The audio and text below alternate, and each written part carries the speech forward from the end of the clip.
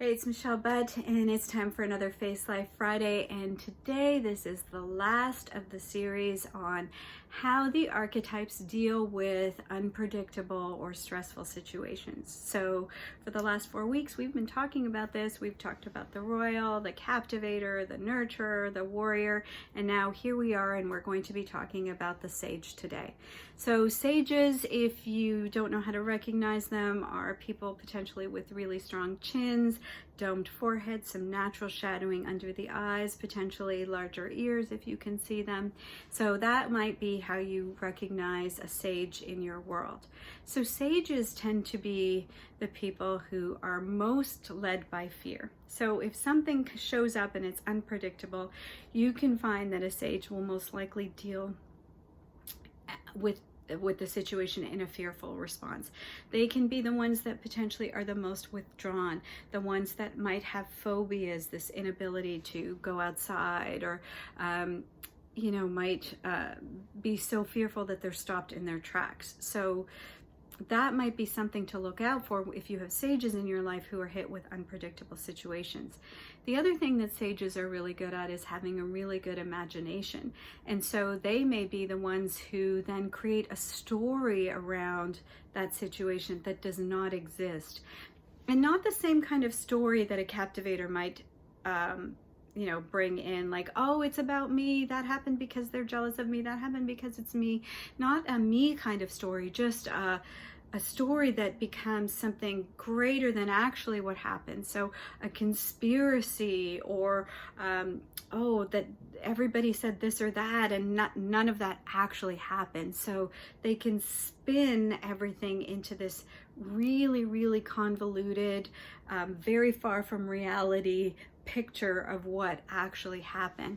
And so then that thing that made them fearful in the moment becomes this big, huge, convoluted thing in their mind that feels like a conspiracy to them, or is much more daunting than it could be because they're coming from fear. And it might be something that's very easily resolved or very easily sorted out, but the imagination led by fear of the sage has now taken it all the way off in a tangent. So that is something to be careful of with a sage, as well as the potential that then they become so withdrawn that they never share their feelings about that unpredictable situation that's happened to them. And you might not even think they were affected at all because they're very good at masking their emotions. And inside there's all this turmoil going on and you don't know anything. And you think they're cool as a cucumber and everything's fine and they handle things really well, but it's eating them up inside. And then that leaves the potential for some illness to occur, or them to snap at some point, or years down the road you hear the story of what actually was in their brain that wasn't actually what happened, and then a grudge can be held for years. So when stressful things happen to sages, it's really good if you're in their life to try and figure out what they're actually thinking, because chances are it isn't in alignment with what is really going on, because they've put it through this imagination of this fear and imagination filter in their brain. So, or they're not really showing their deep emotions, and those need to come out because you might not even know how much they're affected by what has happened. And if you want to help them, or if this is you as a sage and you need a safe place to talk about what has happened, then I'm here for you. And this is one I most viscerally actually identify with, because I think I try really hard not to live in that story, because as a sage and doing this work for 10 years, I've done my best to make sure that I'm keeping in reality because of that imaginative tendency.